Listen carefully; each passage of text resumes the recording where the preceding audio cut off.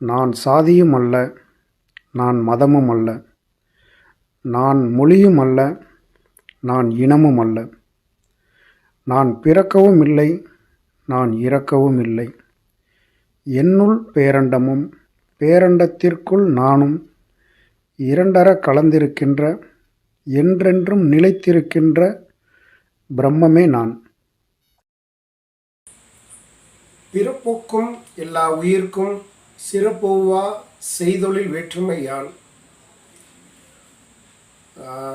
இப்போது எல்லாரும் புத்தகம் படிக்கிறாங்க, ஞானமடைந்தவர்களுடைய புத்தகத்தை படிக்கிறாங்க, யோகிகளுடைய புத்தகத்தை படிக்கிறாங்க, வள்ளலாருடைய புத்தகத்தை படிக்கிறாங்க, ரமணர் எழுதிய நான் யார் என்ற புத்தகத்தை படிக்கிறாங்க, ஓஷோ எழுதுகிற நிறைய புத்தகங்களை படிக்கிறாங்க.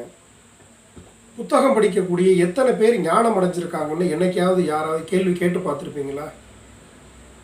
இல்லை அப்படின்னா இப்போ கேள்வி கேளுங்க. எத்தனை பேர் புத்தகத்தை படித்தவர்கள் எத்தனை பேர் ஞானம் அடைஞ்சிருக்காங்க அப்படின்றத கேள்வி கேட்டிங்கன்னா ஒருவர் கூட இல்லைங்கிறது தான் பதிலாக வரும், நீங்கள் உண்மையை தேடி இருந்தால். ஏன் அப்படின்னா இவ்வளோ புத்தகம் படித்து ஏன் ஞானம் அடைய முடியல? இப்போ நிறைய பேர் நிறைய பேசுகிறாங்க. அப்போ பேசுகிறவங்களாம் ஞானம் அடைஞ்சிட்டாங்களா? இல்லை. அப்போ அவங்களெல்லாம் ஞானமடைந்தவர்களுடைய அவர்கள் எழுதிய புத்தகத்தை படிப்பதாலே ஒருவன் ஞானமடைய முடியும் என்றால் இந்த ஓஷோ புத்தகத்தை எத்தனை லட்சம் பேர் படிச்சிருப்பான்? அப்போ எத்தனை லட்சம் ஞானமடைந்தவன் இருக்கணும்? ஏன் இல்லைன்னா இவ்வளோதான். ஏன்னா ரொம்ப சிம்பிள் தான், கொஞ்சம் கூர்ந்து கவனிங்க. ஒவ்வொருத்தருக்குமான கேள்வி இருக்குது. இப்போது ஒரு அரசு பொது தேர்வு இருக்குது அப்படின்னா 10ஆம் வகுப்பு அல்லது 12ஆம் வகுப்பு எழுதக்கூடிய பொது தேர்வு எழுதக்கூடிய மாணவர்கள் ஒரு அறையில் 40 பேர் இருக்காங்க அப்படின்னா 40 பேருக்கும் கேள்வித்தாள் ஒன்று தான். 40 பேர் இல்லை, இந்த உலகம் இந்த இந்தியா முழுவதும் 40 லட்சம் பேர் எழுதினாலும் அல்லது 4 கோடி பேர் எழுதினாலும் ஒரே கொஸ்டின் பேப்பர் தான். ஆனால் அந்த பேரண்டம், இந்த இயற்கை நமக்கு என்ன தெரியுங்களா ட்விஸ்ட் வச்சுருக்கு? ஒவ்வொருத்தருக்கும் ஒவ்வொரு கொஸ்டின் பேப்பர் கொடுத்துருக்கு. நல்லா கூர்ந்து கவனிங்க. ஒவ்வொருவருக்கும் ஒவ்வொரு கொஸ்டின் பேப்பரு. அவனவனுக்கு கொடுக்கப்பட்ட அல்லது எடுத்துக்கொண்டு வந்த வினாக்களுக்கு அவரவர் தான் விடை எழுத வேண்டுமே தவிர பிறர் இன்னொருவர் கேள்விக்கு எழுதிய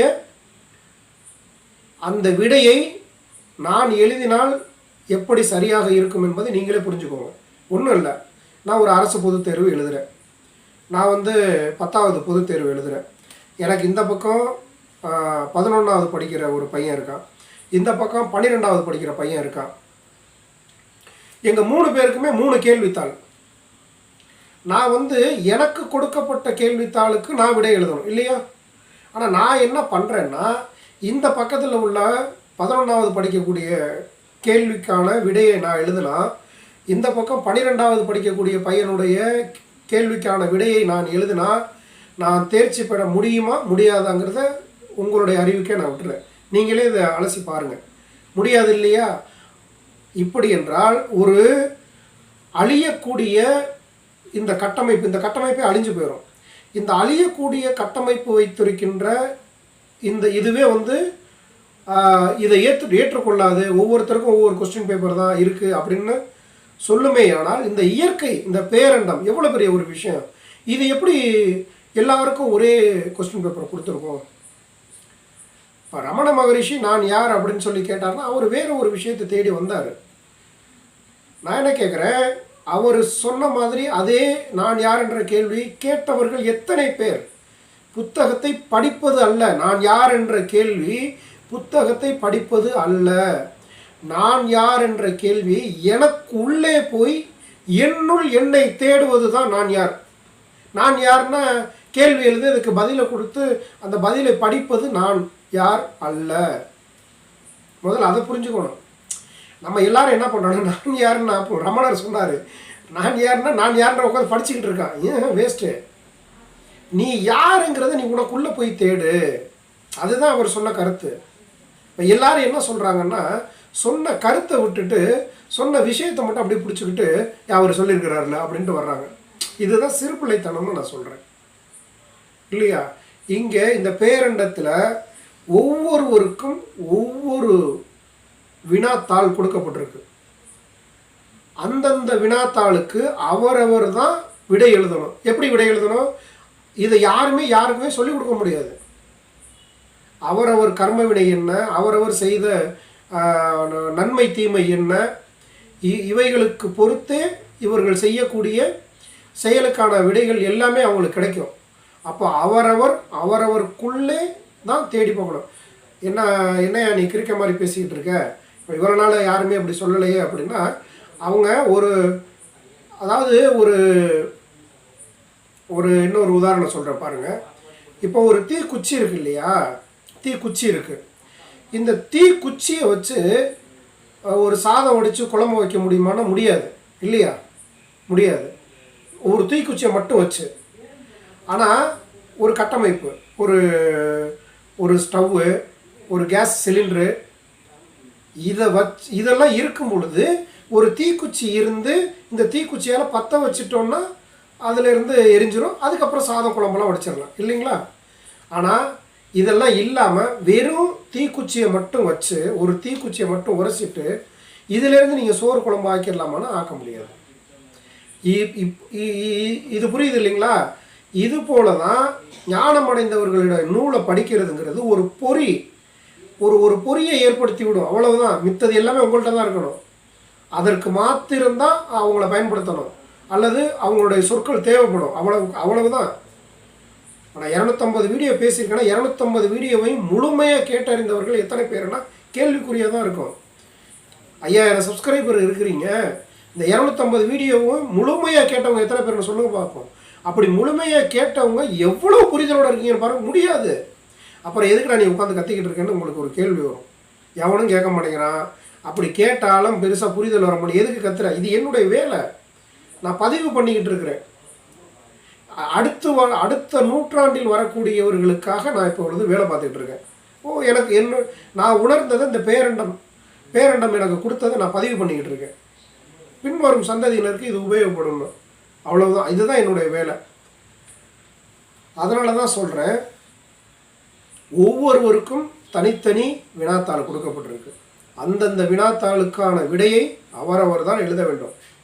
இன்னொருத்தர் அப்போ இங்கே நிறைய பேர் என்ன பண்ணுறாங்க, ஆன்மீக குருமார்கள்னு சொல்லிக்கிட்டோ அல்லது என்னென்னோ பேர் வச்சுக்கிட்டு என்ன பண்ணுறாங்கன்னா காப்பி பண்ணி பேஸ்ட் பண்ணுறாங்க. காப்பி பண்ணி பேஸ்ட் பண்ணி பிரயோஜனம் இல்லை. நீங்கள் என்ன பண்ணணும், உண்மையிலே என்ன பண்ணணும்னா, உனக்குள்ளே இருந்து, நான் பல முறை சொல்லியிருக்கேன், ஞானம் என்பது உன்னுள்ளிருந்து வருவது, வெளியிலிருந்து உள்ளே செல்வதல்ல. உன்னுள்ளிருந்து வெளியில் வரணும். அதுதான் உன்னுள்ளிருந்து வெளிவரக்கூடிய சுயம் இருக்கு இல்லையா, அந்த சுயத்திற்கு பெயர் ஞானம். ஞானம் என்பது புரிதல். உனக்கு எல்லாமே புரிஞ்சிருமாப்பா. உன்னுடைய ஆன்மா தான் மெய். இங்கே அழியாத ஒன்று இருக்குன்னா ஆன்மா. அந்த ஆன்மா தான் மெய் அப்படின்னு நீங்கள் உணர்ந்துட்டீங்கன்னா எல்லாமே புரிஞ்சிடும். ஆன்மான்னா உடனே இந்த படத்தில் இந்த வெள்ளையாக ஒரு உருவம் மாதிரி அது இல்லை. எண்ணங்களின் தொகுப்பு தான் ஆன்மா. நீ அழியலாம், உன் முன்னோர்கள் எல்லோரும் அழிஞ்சிருக்கலாம். ஆனால் அவர்களுடைய எண்ணம் அழிஞ்சிருக்குமானா எண்ணம் அழியவே அழியாது. அந்த எண்ணத்தை நிறுத்துகின்ற வரைக்கும் அவர்களுக்கு பிறப்பு இறப்பு சுழற்சியில் மாட்டிக்கிட்டே தான் இருப்பான். ஆனால் ஞானம் அடைந்தவன் என்ன பண்ணுறான், எல்லாத்தையும் புரிஞ்சதுக்கப்புறம், ஆகா எனக்கு பிறவி எங்கேருந்து வருது, என் மனதிலிருந்து ஒரு எண்ணம் வருது, அந்த எண்ணம் தான் ஒரு செயலை உருவாக்குது, அந்த செயல் தான் ஒரு எதிர்வினையை உருவாக்குது, அதிலேருந்து தான் எனக்கு கர்மா ஸ்டார்ட் ஆகிட்டே இருக்குது. அப்போ எண்ணம் வருவதை தடுத்து நிறுத்திடணும் அப்படின்னா அந்த ஞானம் அடைந்தவன் புரிஞ்ச பிறகு என்ன பண்ணிடுறான், எண்ணத்தை தடுத்து நிறுத்திடுறான், வரவிடாமல் தடுத்து நிறுத்திடுறான். இப்போ எண்ணம் வரலைன்னா என்னாகும், அடுத்த சுழற்சியே இல்லை. அதனால அவனுக்கு பிறவி இல்லை. அதனால தான் அவனை ஞானம் அடைந்ததாகவோ ஞானியராகவோ இந்த பேரண்டம் கொண்டாட வைக்குதுன்னா பொருள் இவ்வளவுதான். அவன் அந்த ஞானி என்ன பண்ணான்னா, அவனுக்கு கொடுக்கப்பட்ட வினாத்தாள் இருக்கு இல்லையா, அதை கண்டுபிடிச்சிட்டாங்க. அவனுக்கான வினாத்தாளை கண்டுபிடித்தவன் எவனோ அவனே ஞானி. பிறருடைய கேள்வித்தாளுக்கான விடையை வேறொருவர் எழுதியதை தான் எழுதியதாகவோ அல்லது நானும் அது மாதிரியே பதில் சொல்வதாலோ ஆகக்கூடியது ஒன்றுமே இல்லை. இதை தயவுசெய்து நீங்கள் புரிஞ்சுக்கோங்க.